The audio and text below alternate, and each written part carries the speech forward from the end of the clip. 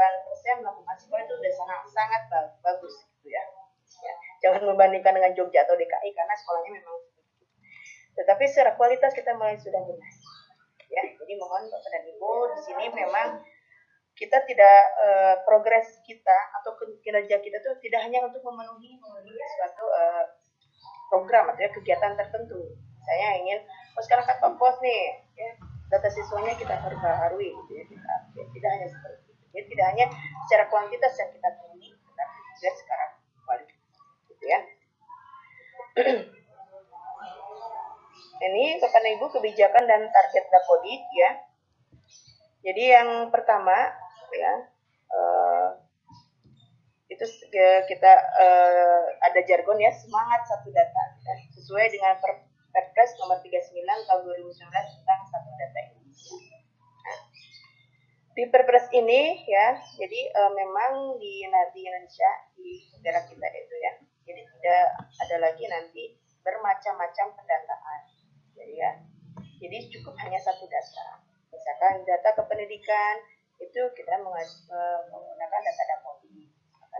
Data kependudukan ada data dari Dukcapil dan seterusnya ya. Jadi memang data-data ini, database ini nanti terintegrasi menjadi satu data ya. Contoh, sekarang Dapodik itu sudah mulai berintegrasi dengan data Dukcapil ya, terkait dengan verifikasi data GPK atau siswa ya, NIK-nya dan lain sebagainya. Jadi data-datanya mengambil dari Dukcapil, gitu ya. Kemudian dasar hukum yang kedua itu Permendikbud nomor 45 tahun 2019, yaitu tentang organisasi dan tata kerja Kementerian Pendidikan dan Kebudayaan. Nah ini ya, Permendikbud yang baru ini yang benar-benar banyak sekali merubah fitur atau menambahkan fitur di Dapodik. Ya. Jadi di Permendikbud nomor 45 ini salah satunya yaitu bergabungnya Dikdasmen dengan Paudikmas. Ya. Jadi bergabung antara Dikdasmen dan Paudikmas sehingga namanya menjadi Paudikdasmen. Ya, Direktorat Paudikdasmen. Nah, ini bergabungnya PAUD di Dikdasmen itu menambah fitur-fitur yang ada di Dapodik.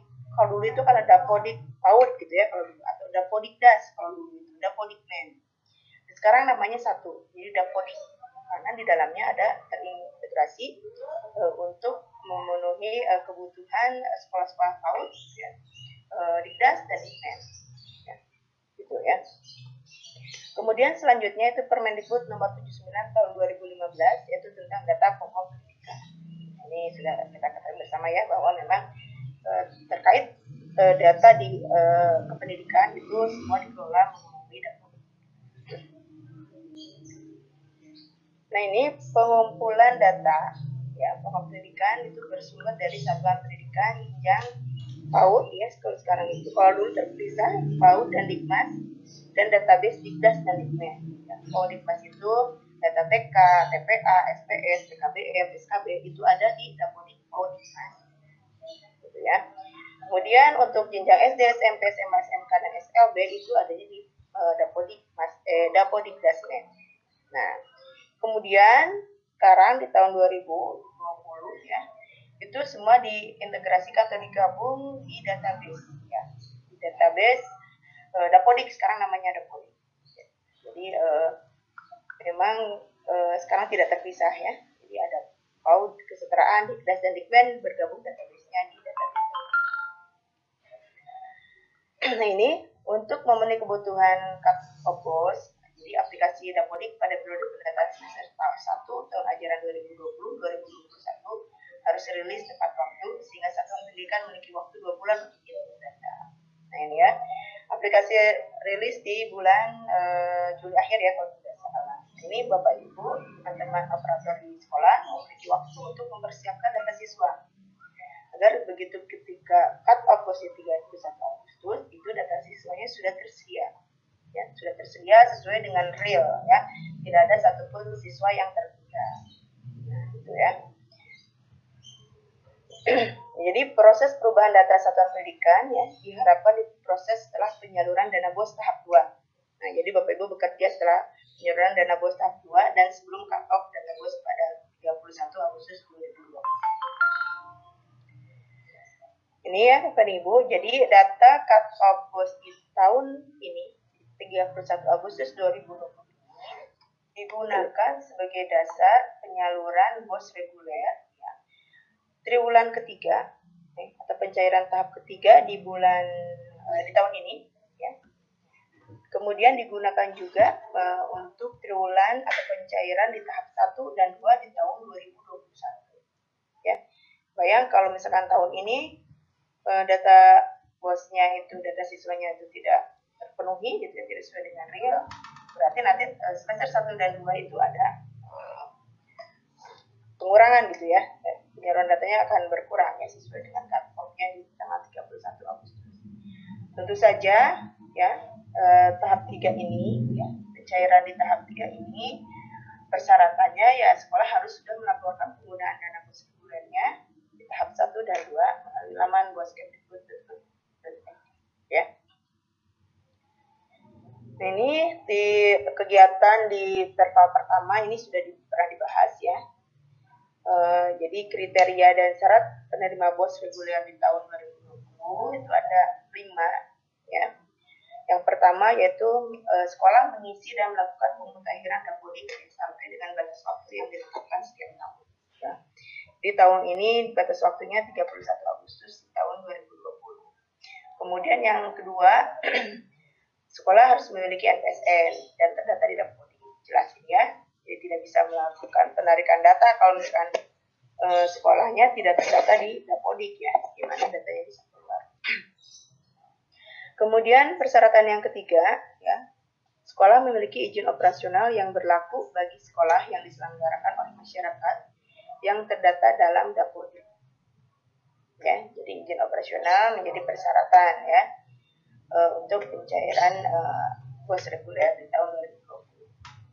Kemudian yang keempat persyaratannya memiliki jumlah peserta didik paling sedikit 60 ya di 3 tahun terakhir. Ya, ini diberlakukan nanti di tahun 2022. Jadi penghitungan peserta didik di bawah 60 itu sudah mulai di tahun ini. Jadi kalau tahun ini sudah ada sekolah yang peserta didiknya di bawah 60 itu sudah mulai diperhitungkan ya, sudah mulai warning ya. Jangan-jangan di tahun depan ya itu masih 60. Ya. Jadi kalau 3 tahun terakhir itu masih 60, ya itu ada kemungkinan dana BOS-nya tidak diberikan. Kecuali ya, persyaratan 4 itu ada pengecualian. Yang pertama, dikecualikan bagi sekolah terintegrasi SDLB, SMPLB, SMALB, dan SLB. Ini boleh ya, karena memang SLB itu siswanya itu tidak banyak. Ya, jadi ini boleh ya untuk sekolah-sekolah yang SLB, SMPLB, SMALB, dan lain ya, dan SLB sekolah luar biasa. Kemudian pengecualian yang kedua yaitu sekolah wilayah 3T ya, atau daerah khusus sesuai dengan undang-undang. Kemudian pengecualian yang ketiga ya, untuk sekolah negeri pada wilayah penduduk rendah dan tidak bisa digabungkan. Misalkan di wilayah di Cirebon itu ada satu sekolah negeri ya, di tempatnya terpencil, walaupun bukan 3T tapi memang terpencil dan jumlah penduduknya sedikit di daerah tersebut ya. Nah, seandainya sekolah tersebut ditutup ya, bagaimana dengan anak-anak usia sekolah di sana? Ya, itu tidak mungkin dilakukan penutupan sekolah. Dan kalaupun harus merger misalkan itu akan tidak memungkinkan. Anak-anak harus sekolah ke daerah sekolah yang terdekat itu misalkan jaraknya jauh. Ya, atas pertimbangan-pertimbangan itu boleh sekolah negeri yang kondisinya seperti itu dapat menerima BOS reguler. Ya. Tapi tentu saja ini diusulkan dinas tempat. Kemudian persyaratan yang kelima, ini bukan satuan pendidikan kerjasama ya. Satuan pendidikan yang kerjasama dengan luar negeri ya. Ini tidak bisa menerima BOS reguler di tahun 2020.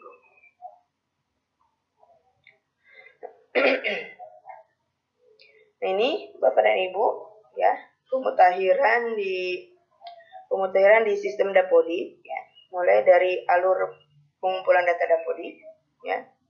Jadi satuan pendidikan melakukan updating ya di aplikasinya, baik itu di Dapodi, Perpa, di manajemen dan lain sebagainya ya.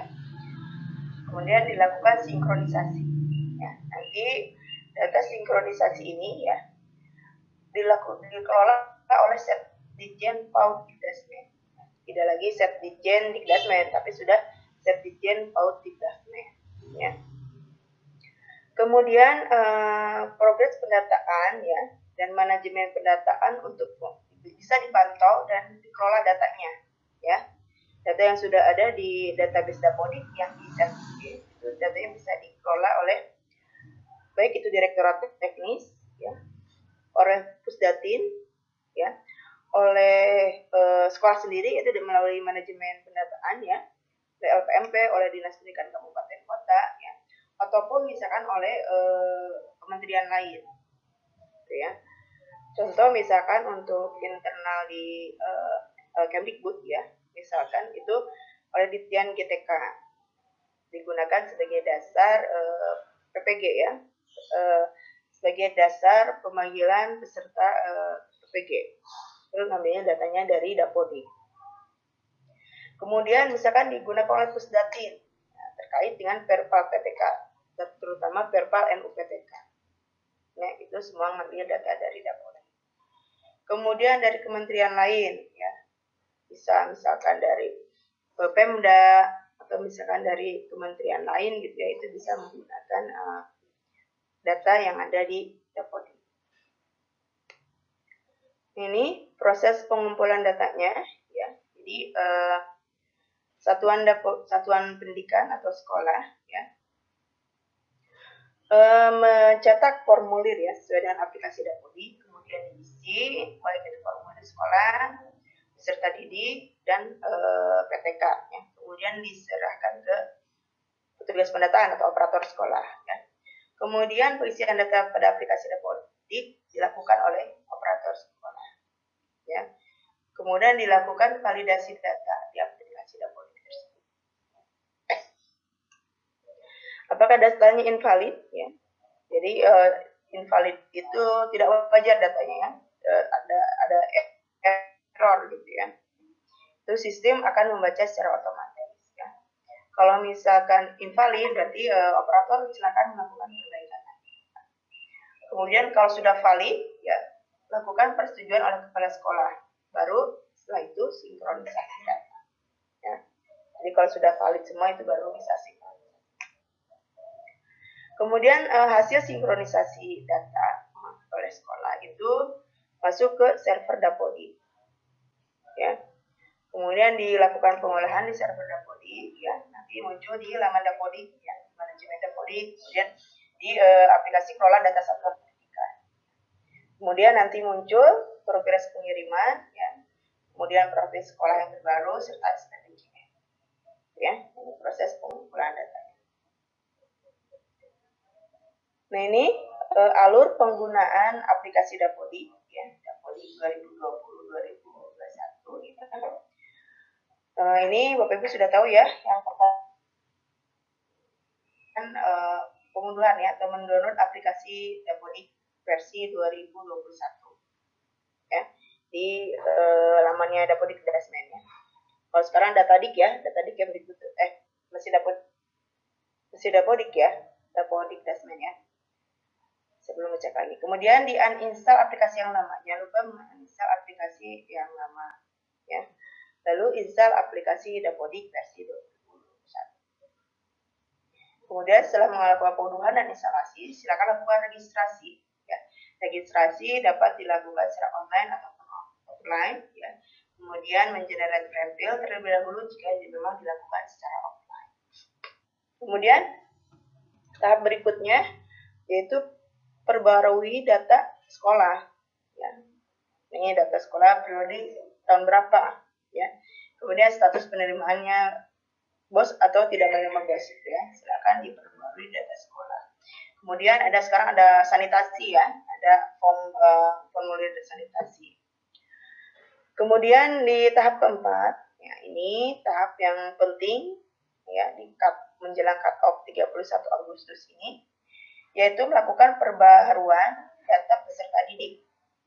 Ya, apakah itu tarif peserta didik, kalau memang dia mutasi atau siswa baru, atau mengeluarkan peserta didik kalau memang dia mutasi, gitu ya. Jangan lupa untuk mencetak surat mutasi kalau memang ada peserta didik yang keluar. Ya. Nah, ini perlu digarisbawahi ya Bapak dan Ibu. Jangan sampai siswa yang sudah mutasi itu tetap ditahan di sekolah Bapak dan Ibu. Misalkan dia mutasi ke sekolah A, ya, anak di sekolah A mutasi ke sekolah B, ya, jangan sampai ditahan di sekolah A. Ya, nanti aja nunggu cut off gitu ya. Nah ini kasihan yang sekolah B-nya ya, karena data siswa itu harus terdata. Ya, ini mohon dikeluarkan kalau memang sudah tidak ada di sekolah tersebut atau sudah mutasi. Dan jangan lupa serta yang keluar tersebut. Ya. Ini sebagai bukti otentik ketika sekolah tujuan menarik data ataupun kami misalkan di Dinas Pendidikan Kabupaten Kota dan LPMP melakukan pengeluaran paksa. Ya.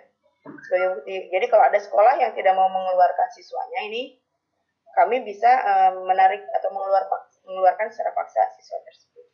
Nah, makanya dibutuhkan data surat mutasi. Ya. Kemudian jangan lupa memperbaharui juga data periodik peserta didik. Nah, dan yang terakhir, isi lintang dan bujur tempat tinggal zonasi peserta didik. Ya. Bapak dan Ibu, terkait dengan data siswa ini, kami menemukan masih ada beberapa siswa yang tempat tinggalnya itu tidak rasional dengan tempat dia sekolah. Ya. Artinya, misalkan ada sekolah yang siswa di Kabupaten Bandung, tetapi alamatnya ada di Kabupaten Cirebon misalnya. Itu kan jauh, tidak mungkin siswa pergi malam, pagi-pagi sekolah, kemudian pulang lagi sampai ke sana malam, itu tidak mungkin ya. Nah, itu ada kemungkinan ketika siswa tersebut mutasi, Bapak Ibu operator di tempat sekolahnya yang baru itu lupa untuk mengupdate alamatnya ya, sehingga terdeteksi bahwa siswa tersebut alamatnya masih alamat yang lama. Ya, itu terkait perbaruan data peserta didik. Kemudian selanjutnya yaitu pembaruan data guru dan tenaga kependidikan. Ya. Menarik atau menambah data guru baru jika memang ada. Kemudian jika mutasi silakan dikeluarkan. Kemudian jangan lupa cek penugasan dan tugas tambahannya kalau ada. Dan ini yang sekarang lagi dibenahi yaitu akun GTK. Ya. Untuk melakukan pengecekan akun GTK. Email dan emailnya apakah masih aktif atau tidak. Ya. Kemudian di tahap ke-6 yaitu perbarui data sarana dan prasarana. Ya. Jadi silakan melakukan perbaikan periodik sarpras ya. Tambah hapus sarpras, melengkapi data prasarana yang baru misalkan ya, kalau ada.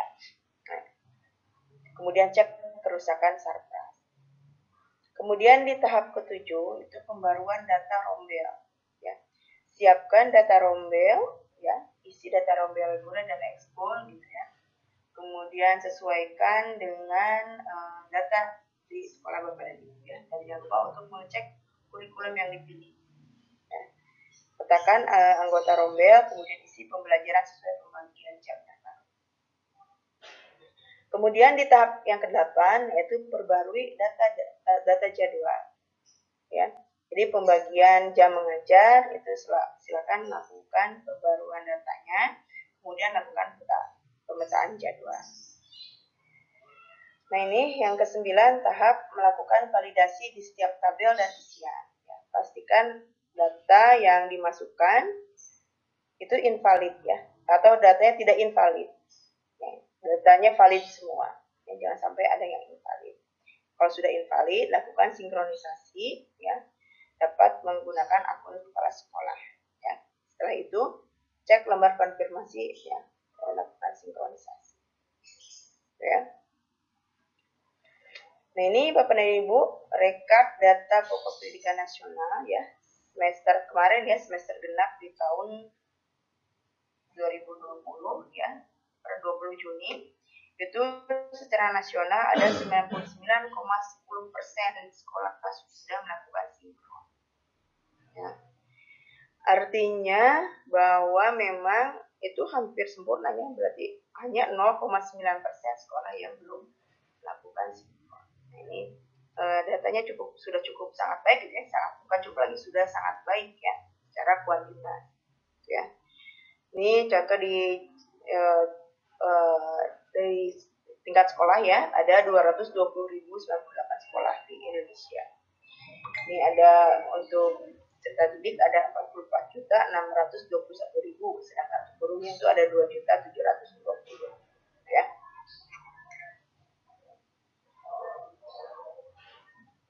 Nah, ini Bapak dan Ibu terkait dengan laman pendataan Dapodik ya.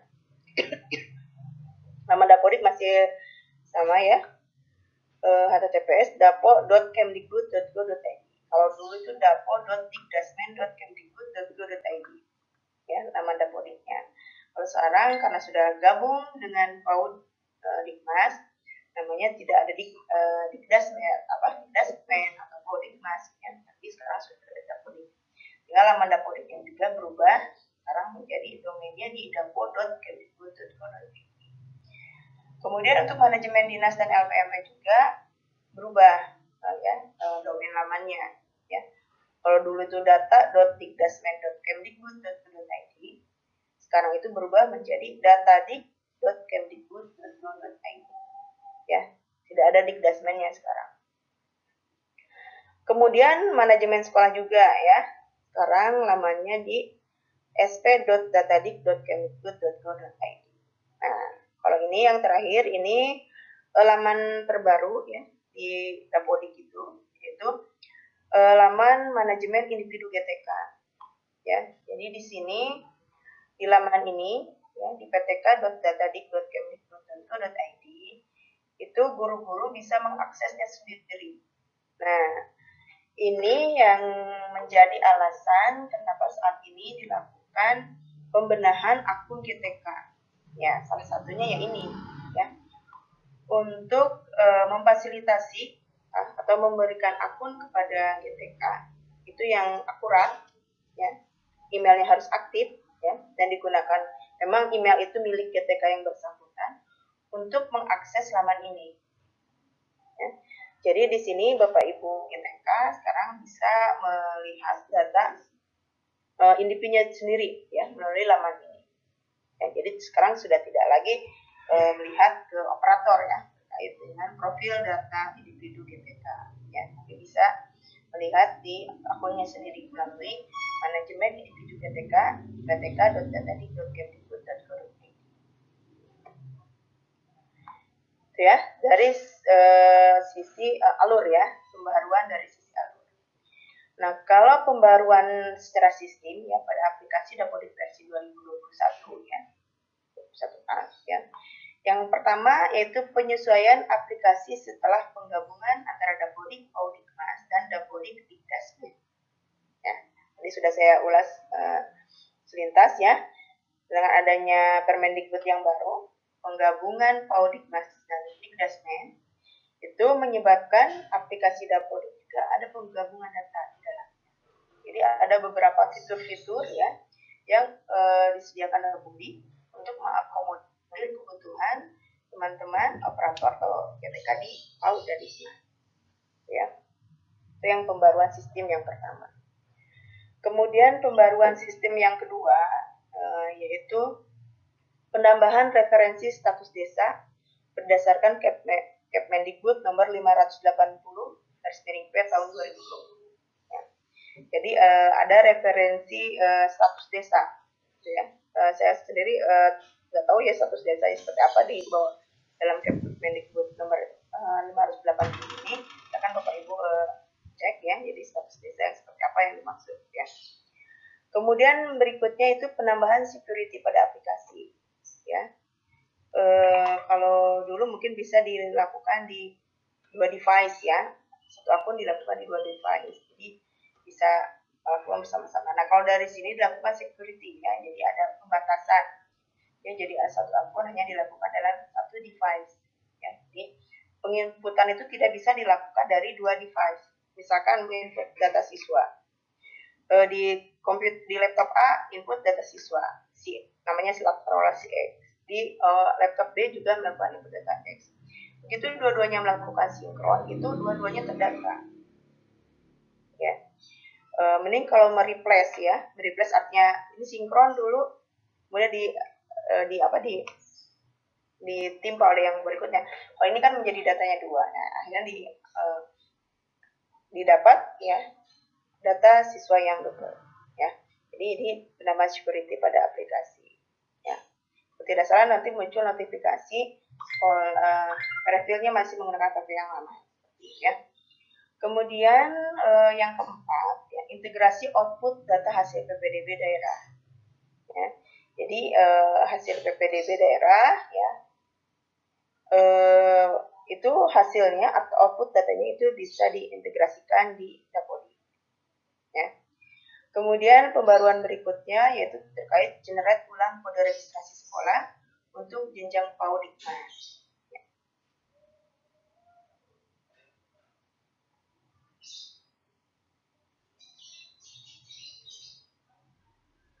Maksud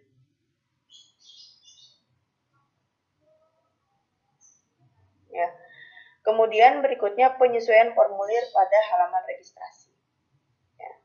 Jadi nanti ketika Bapak Ibu melakukan registrasi itu ada menu ada fasilitas yang hilang ya. Tidak salah cek verifikasi akun atau password kalau tidak salah ya. Itu dari pembaruan secara sistem secara garis besar. Nah, kalau pembaruan dilihat dari satuan pendidikannya ya, ini yang tadi saya jelaskan ya.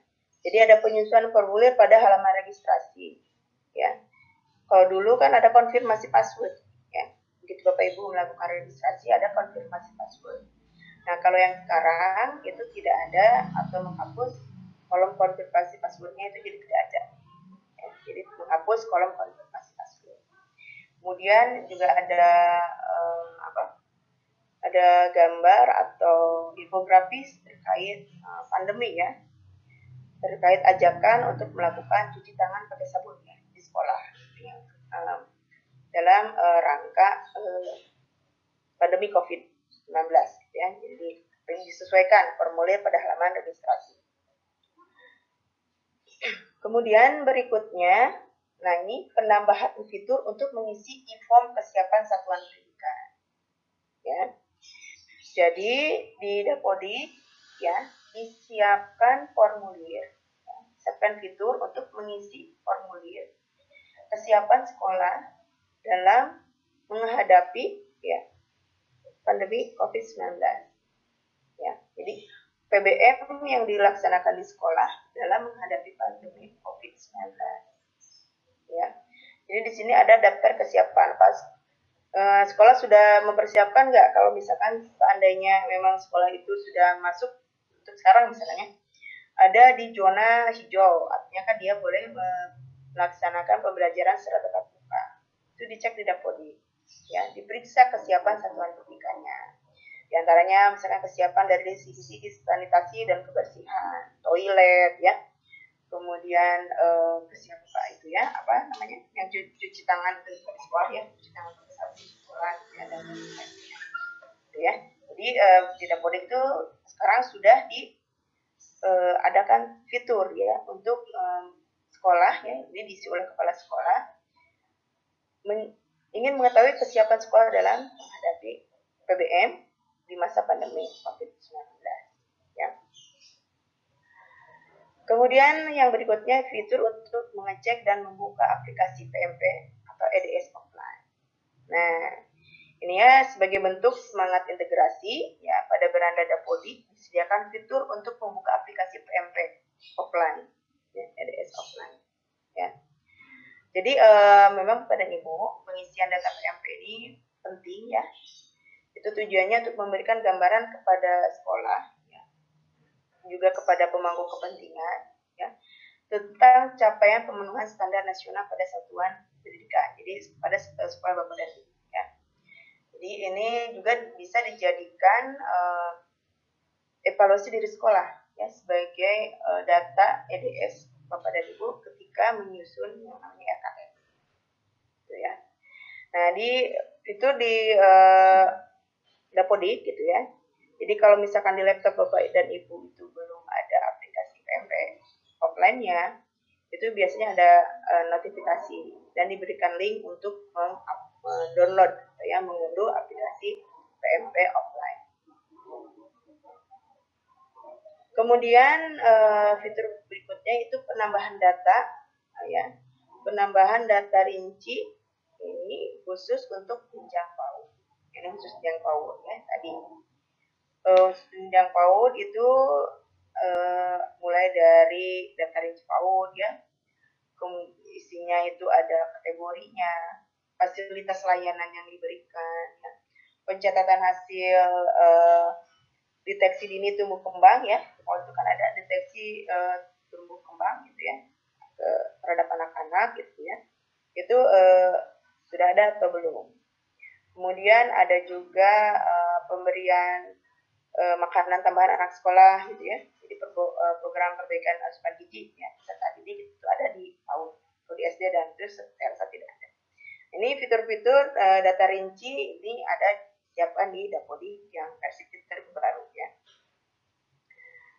Kemudian ini masih untuk Dikmas ya. Jadi penambahan program dan layanan untuk jenjang PKBM dan SKB ya. Di sana disiapkan program dan layanan untuk PKBM dan SKB. Misalkan ada nama layanannya tata kecantikan gitu ya. Misalkan ada nggak surat izinnya layanan tentang tata kecantikan rambut misalkan di PKBM yang tersebut gitu ya sudah ada izin atau belum ya. Kemudian tanggal SK-nya tanggal berapa gitu ya. Ya, jadi fitur ini khusus nanti ada di Satuan Pendidikan SKB dan PKBM ya. Nah, ini masih fitur untuk PKBM dan SKB ya, ditambahkan juga atribut tanggal mulai dan tanggal selesai ya. Jadi pencatatan waktu pelaksanaan pembelajaran untuk layanan yang diselenggarakan PKBM dan SKB karena memang tidak seperti sekolah formal ya. Jelas gitu ya pagi sampai siang atau pagi sampai sore gitu ya, jelas, ya. Dan jelas ada kalender pendidikannya ya. Nah ini kemudian pembaruan berikutnya yaitu formulir sanitasi sesuai dengan Sustainable Development Goals yang ini terkait dengan sanitasi ya. Ini ditanya di sini ada sumber air bersih tidak di sekolah, sumber air minum ada tidak, ya. Kecukupannya seperti apa? Sekolah menyediakan jamban ya yang dilengkapi dengan fasilitas pendukung yang digunakan baik guru siswa ataupun guru yang berkebutuhan khusus, ya. Kemudian tipe jamban ya mulai dari bentuk klosetnya gitu ya dan lain sebagainya itu ada di formulir sanitasi sesuai dengan Sustainable Development Goals. Kemudian yang berikutnya yaitu pembaruan sarana dan prasarana. Ya. Nah ini Bapak dan Ibu untuk perubahan proses bisnis pengisian tingkat kerusakan ya bangunan dan ruang yang ada di sekolah Bapak dan Ibu. Ya. Itu ada surat edarannya. Ya, proses bisnisnya sekarang berubah. Ya. Jadi ada surat edaran dari Menteri Pendidikan ya dan Kebudayaan yaitu nomor 46705/PMK titik A /SP /2020 yaitu tentang pengusulan kegiatan DAK FISIK bidang pendidikan tahun 2021. Ya, ini untuk 2021. Nah, memang surat edaran ini ditujukan kepada gubernur ya dan wali kota serta bupati. Ya. Nah, di sini kami tandai ya kita highlight ya.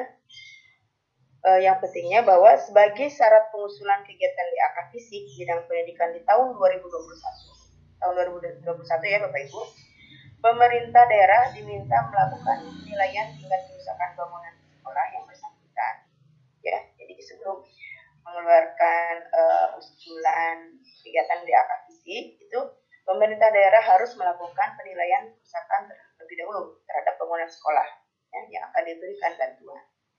Nah, penilaian ini dilakukan menggunakan formulir dari Kementerian PUPR.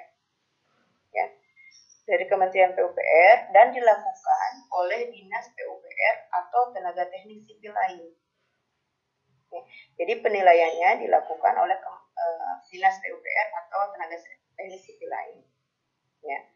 Kemudian hasil penilaian ini disahkan oleh Dinas Pendidikan dan Dinas PUPR, kemudian dilampirkan bersama dokumen pengusulan kegiatan DAK fisik bidang pendidikan tahun 2021 pada sistem Krisna. Ya. Ini bagi Bapak Ibu yang ingin mengunduh formulir penilaiannya seperti apa ya. Formulir penilaian kerusakan bangunan ya, serta panduan pengisian formulirnya itu bisa diunduh di http://ringkas.kemdikbud.go.id/dak2021 gitu ya.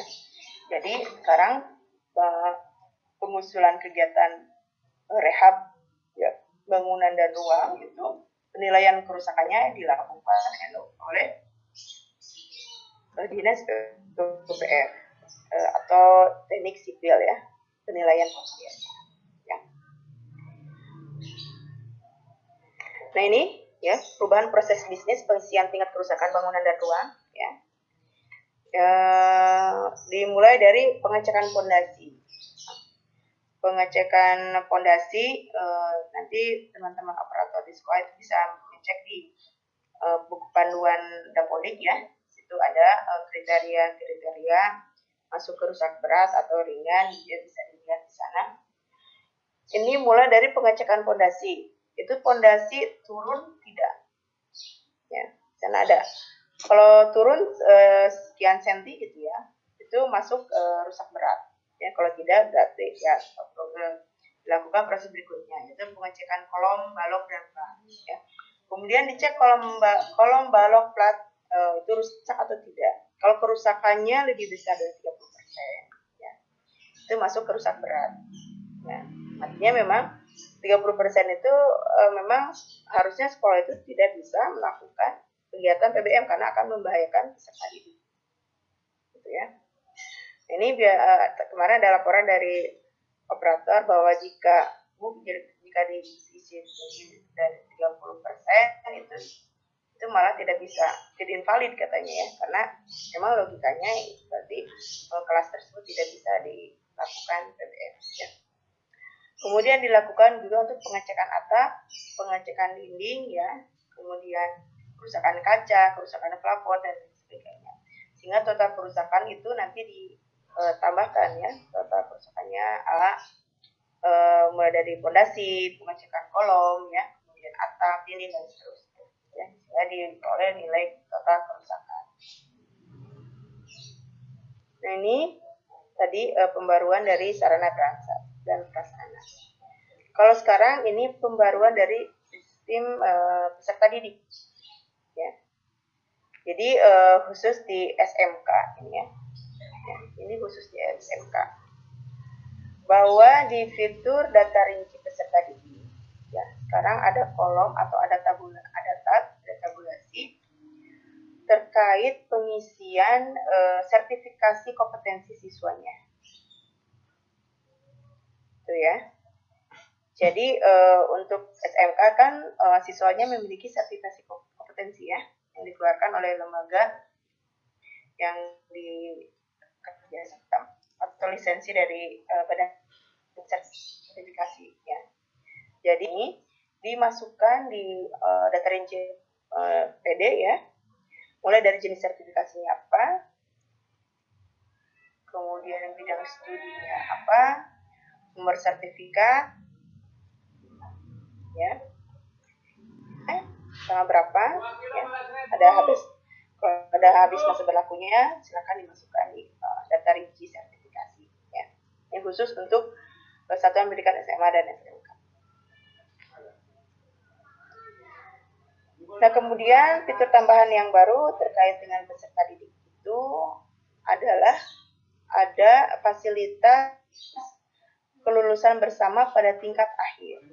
Ya. Di aplikasi Dapodik untuk siswa tingkat akhir, ya, misalkan kelompok B untuk jenjang TK, kelas 6 untuk jenjang SD, kelas 9 untuk SMP, kelas 12 dan 13 untuk SMA dan SMK.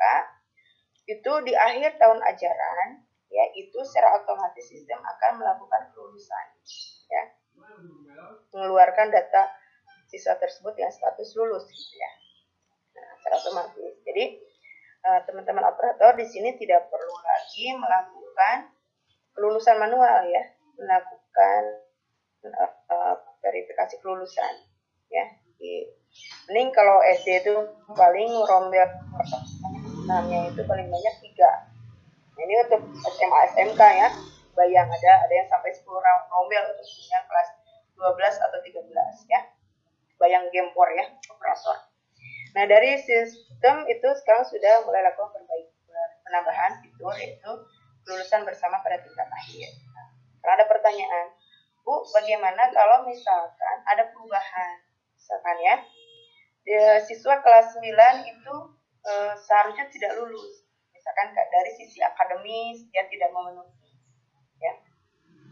Atau ada pertimbangan-pertimbangan lain dari pihak sekolah yang mengakibatkan memang anak tersebut tidak boleh lulus.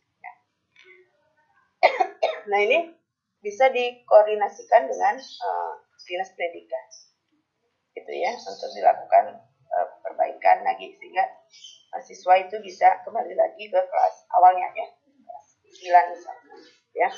Di sini Bapak Ibu tidak perlu lagi melakukan pengeluaran untuk meluluskan siswa di tingkat akhir, ya. Nah, kemudian yang berikutnya, ya, yaitu perbaikan pengisian formulir pada peserta didik. Ini salah satu fitur tambahan. Nah, ini diberlakukan untuk siswa, ya, untuk mengakomodir siswa yang memiliki kewarganegaraan WNA, ya, kewarganegaraan asing. Ya. Jadi di sini ketika data pribadi siswa itu dimasukkan dan misalkan operator sekolah itu memilih kewarganegaraan Indonesia, otomatis data NIK dan nomor KK-nya itu akan muncul kalau memilih kewarganegaraan Indonesia, ya. Tapi jika memilih kewarganegaraan asing, bukan Indonesia, otomatis tombol isian, ya, atau text box isian untuk NIK dan nomor KK ini akan di-hidden. Jadi begitu warga negara Indonesia, tombol NIK dan nomor KK itu text box-nya terbuka, gitu ya. Nah, untuk kewarganegaraan asing ini akan tertutup, gitu ya. Jadi perbaikan pengisian formulir pada peserta.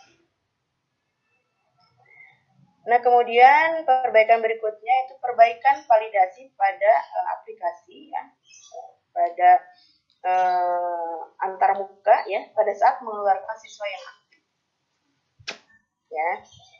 Jadi perbaikan validasi ini disesuaikan pada saat, ya, ada siswa atau ada peserta didik yang dikeluarkan tapi dalam masa atau dalam status masih aktif, ya.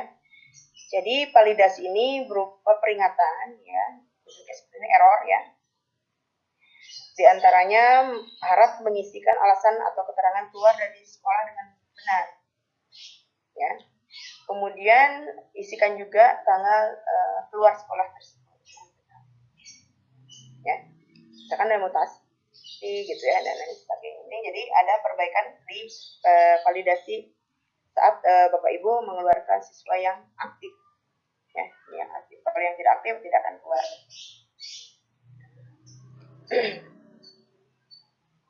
Itu perubahan-perubahan atau fitur-fitur tambahan terkait dengan peserta didik.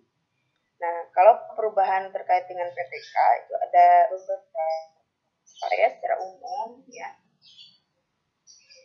Nah ini, jadi Bapak Ibu berubah ya sekarang penambahan PTK itu melalui tidak lagi oleh Setjen, tidak lagi didapodik, tetapi sekarang melalui Perpal PTK ya dikelola oleh Pusdatin ya, tidak lagi oleh dapodik oleh Setjen, tapi dikelola oleh Pusdatin ya. Jadi proses bisnisnya ya dimulai dari satuan pendidikan ya menyiapkan dokumen PTK baru ya. Kemudian nanti dinas pendidikan yang melakukan pengentrean PTK di manajemen master referensi ya. Kemudian cek identitas yang bersangkutan ya, integrasikan dengan database Dukcapil ya, database penduduk miliknya Kemdagri ya. Dicek NIK-nya itu sesuai atau tidak. Nah, pengecekan ini sifatnya harus match ya, fix match ya. Artinya harus sama persis, tidak ada satupun digit yang berbeda ya. Walaupun berbeda silakan lakukan perbaikan ya, kembali lagi. Kalau sama, kembali lagi ke proses berikutnya, yaitu sama masih mengecek NIK, tapi sekarang disinkronisasi atau dipadukan dengan miliknya Pusdatin ya, ODS Pusdatin. Nah, dicek NIK-nya. Kalau misalkan NIK-nya itu ada ya, Pusdatin ditemukan ya, maka nanti ada rekomendasi untuk sekolah melakukan atau ada rekomendasi penarikan data PTK gitu ya.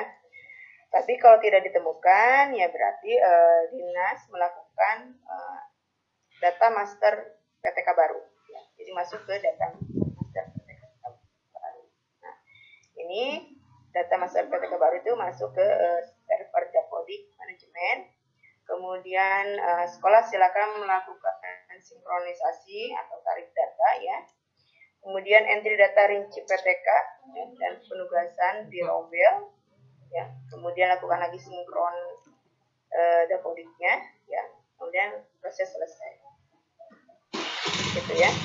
Jadi sekarang tidak lagi di Dapodik ya, tidak lagi melalui mana manajemen Dapodik, tapi melalui Pusdatin ya, dikelola oleh Pusdatin yang menggunakan oleh. Nah ini kemudian berikutnya perubahan proses bisnis pembuatan atau perubahan akun GTK. Ya. Jadi ini untuk meningkatkan kualitas data akun GTK ya, yang menginduk pada data individu. Ya, jadi si akun GTK itu melekat pada data individu guru. Sama halnya dengan NUPTK, sama halnya dengan NIP ya. Itu sama ya, jadi melekat pada akun guru tersebut pada data individu tersebut. Nah, jadi jangan sampai ada satu akun digunakan oleh beberapa individu guru ya, sehingga sekarang itu dilakukan cleansing akun pengguna, dicek masih aktif atau tidak ya si akunnya tersebut, emailnya tersebut.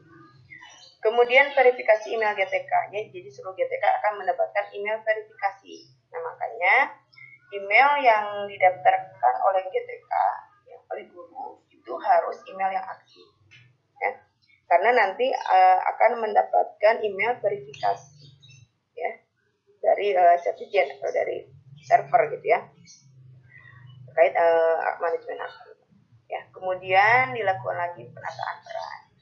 Kalau dulu ya PTK operator itu ya ketika didaftar sebagai operator, otomatis dia akan memiliki akun juga sebagai GTK ya. Kalau yang sekarang di 2020-2021 itu tidak bisa ya. Jadi kalaupun misalkan PTK-nya dia sebagai operator juga sebagai guru ya berarti akunnya harus memiliki dua akun ya. Misalkan akun operatornya dia menggunakan email sekolah, akun dia sebagai guru ya dia menggunakan akun atau email pribadi ya. Nah ini Bapak Ibu perubahan bisnis ya akun GTK ya. Jadi untuk jenjang SMP, SMA, SMK dan SLB dilakukan melalui admin dinas pendidikan. Nah, perubahan data pemberian akun GTK-nya. Sedangkan untuk jenjang PAUD dan SD itu masih direkomendasikan atau diakomodasi melalui aplikasi Dapodik. Ya. Jadi data akun GTK ini terdiri dari username atau emailnya dan passwordnya. Ya. Kemudian berikutnya, nah ini verifikasi akun GTK KTK. Jadi jika GTK belum melakukan verifikasi akun GTK di manajemen Dapodik Dinas Pendidikan, maka ada keterangan email belum terverifikasi yang ditampilkan di tabel GTK. Dan ketika login sebagai peran petugas operator sekolah, ya, atau GTK atau guru menggunakan individual akan tampil notifikasi pada menu beranda dan keterangan akun tidak terverifikasi. Verifikasi akun GTK. Ini setelah email berhasil diverifikasi dan petugas pendata telah melakukan sinkronisasi, maka keterangan di tabel GTK akan berubah menjadi akun telah terverifikasi dan di menu beranda akan diberi notifikasi akun terverifikasi. Nah, Bapak dan Ibu, penampilan ya atau notifikasi ya akun sudah diverifikasi atau akun belum diverifikasi itu ada di aplikasi versi 2021 ya 2021. Setelah dilakukan patch di 2021 ya 2021A, warning ya atau notifikasi akun sudah verifikasi atau belum itu akan dihidden. Ya, akan dihidden otomatis oleh sistem sampai dengan tanggal 31 Agustus 2020 ini. Ya. Jadi di versi yang patch ini ya kalau Bapak Ibu sudah menginstal patch yang A ini ya 2021A. Kemudian Bu, kenapa kemarin Mas saya sudah terverifikasi kok sekarang tidak ada? Itu memang sengaja sistem menghiddennya. Ya.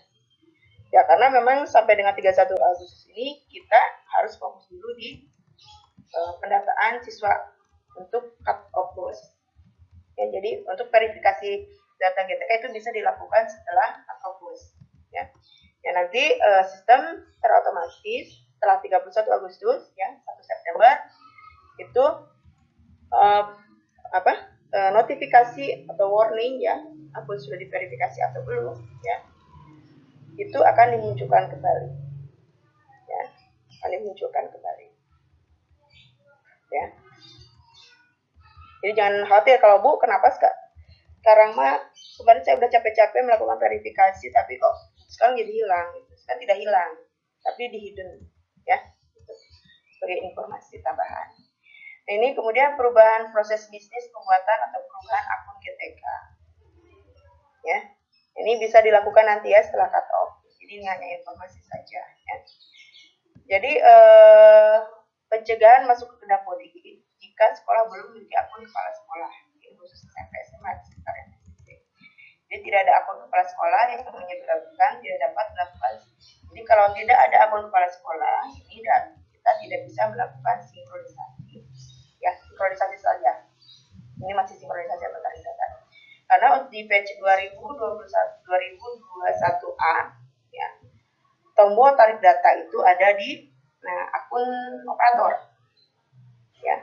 Kalau kemarin kan ada di akun kepala sekolah ya. Jadi kalau akun kepala sekolah belum terverifikasi berarti tidak bisa melakukan tarik data. Nah, sekarang ada di tombol operator. Ada di akun operator. Ya.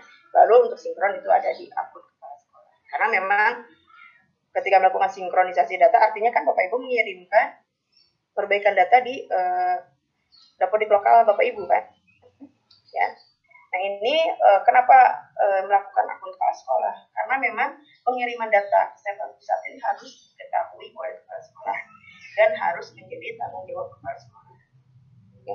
Jadi apa-apa yang diisikan oleh Bapak Ibu melalui Dapodik online ketika dikirimkan ke server pusat melalui proses sinkronisasi itu melalui akun kepala sekolah. Gitu ya. Nah, kemudian kepala sekolah belum memiliki akun. Jadi bagi sekolah yang kepala sekolahnya belum memiliki akun, ya akan otomatis diberikan peringatan ketika melakukan login ke aplikasi Dapodik. Ini yang 2020-2021 ya. Kalau sekarang ini ya itu bisa di skip ya. Peringatan ini diberikan karena akan ada pengabdian terhadap proses tarik data atau sinkronisasi. Terhadap proses sinkronisasi ya di page 20 Ini perbaikan tersebut dapat dilakukan melalui aplikasi manajemen sekolah, melalui SP Data di Kemdikbud. Kemudian selanjutnya masih terkait dengan PTK, yaitu perubahan proses bisnis ya terkait pengisian riwayat pendidikan formal kualifikasi S1 pada GTK. Ya. Pengujian data riwayat pendidikan formal khusus S1 pada aplikasi Dapodik. Nah, ini ya salah satu tujuannya ya. Jadi di fitur yang ini ya, yang perubahan proses bisnis pengujian data riwayat pendidikan formal ini sudah terintegrasi ya. Jadi di manajemen Dapodik itu sudah pada fitur pengisian riwayat pendidikan itu dilakukan atau di manajemen Dapodik yang sudah terintegrasi dengan referensi perguruan tinggi.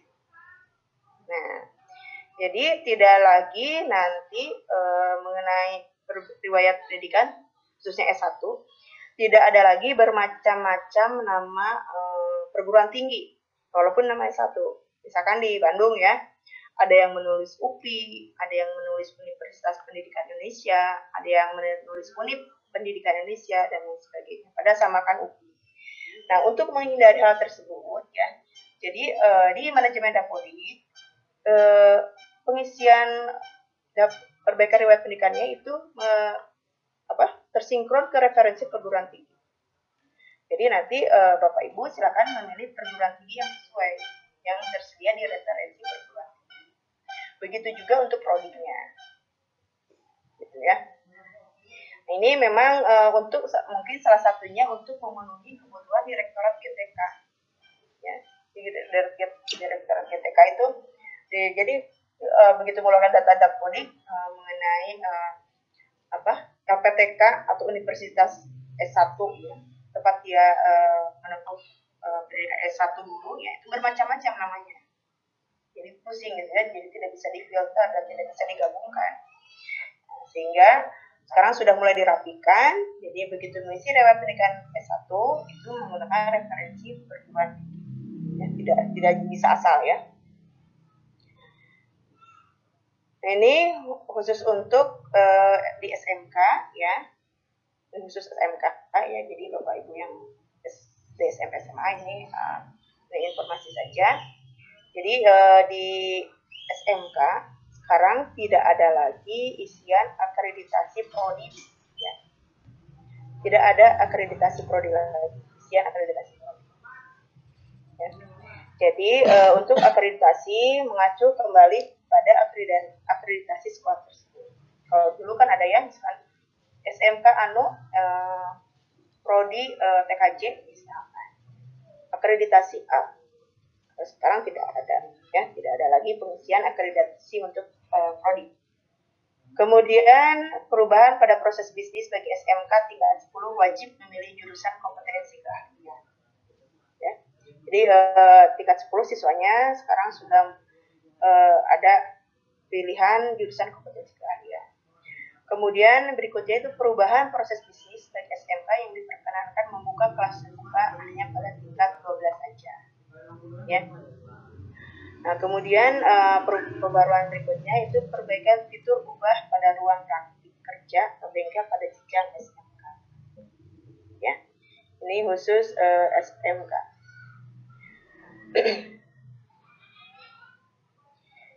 Nah, ini untuk proses sinkronisasi ya. Nah, Bapak dan Ibu, di versi 2021 ya, jadi ada penambahan fitur baru yaitu tarik data pada proses sinkronisasi. Ya. Jadi di sana mungkin nanti ada warningnya atau ada notifikasi atau ada informasi yang ditampilkan ya, bahwa pengiriman data itu di aplikasi Dapodik itu akan terbagi menjadi dua. Ya. Ada yang tarik data, ya, yaitu proses satu arah di mana hanya akan menurunkan data yang mengalami perubahan yang ada di server. Jadi hanya mengambil data yang berubah di server saja, tanpa mengirimkan perbaikan atau perubahan-perubahan yang ada di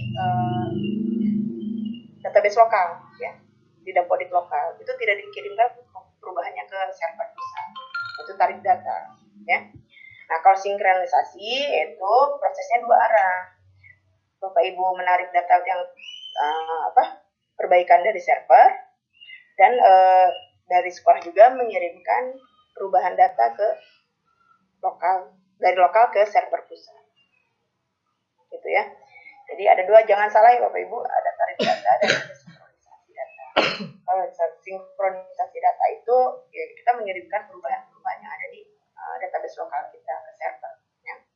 Jangan sampai sudah tarik data, ya, diam aja gitu ya, kok tidak berubah-ubah gitu ya, gitu sampai ke cut off, bos dia baru tahu kalau dia hanya melakukan tarik data, ya. Pastikan bahwa yang untuk 31 Agustus itu tidak tarik data, tetapi sinkron data, sinkronisasi, ya. Jadi mengirimkan data perbaikan di server lokal ke server pusat, ya. Gitu ya, jangan sampai ada kesalahan, ya. Mentang-mentang sudah klik tarik data, dikiranya sudah melakukan sinkron, itu tidak, ya. Hanya tarik data itu mengambil data perubahan di server pusat ke server lokal. Ini ya pada proses sinkronisasi, ya. Ini hanya di fitur tarik data satu arah, ya, hanya melakukan perubahan data dari server pusat ke aplikasi dapodik lokal, ya. Nah, ini bedanya kalau pada fitur tarik data itu tidak melalui proses validasi, ya. Walaupun misalkan di server lokal itu validasinya masih banyak, ya, invalidnya masih banyak, invalidnya masih banyak, itu sekolah masih bisa melakukan tarik data, ya. Jadi tarik data itu tidak melalui proses validasi. Nah, kalau untuk pengiriman data dari aplikasi dapodik sekolah bisa pusat tetap melalui proses validasi, ya. Validnya harus non, kemudian lakukan sinkronisasi, ya, bedanya. Pak Udo,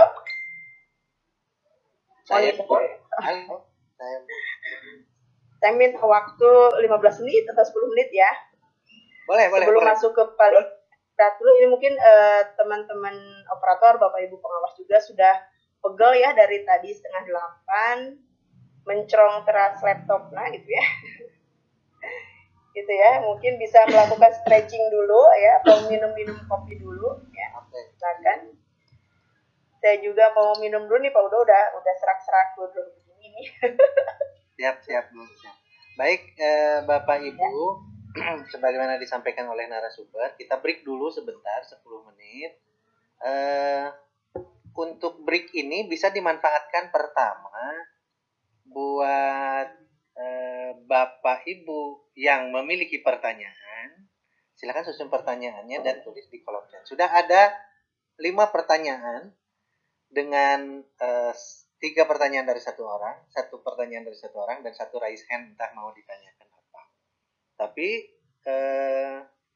waktu ini bisa juga digunakan oleh panitia untuk kembali menginfokan beberapa hal yang berkaitan dengan administrasi.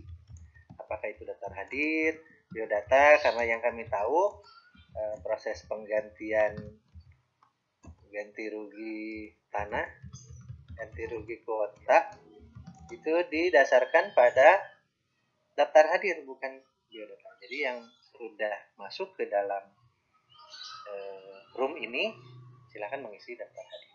Oke, untuk itu Bu Nur kita break dulu sebentar ya. Dimanfaatkan untuk info, barangkali Bu Indah sudah muncul atau untuk menyusun pertanyaan sementara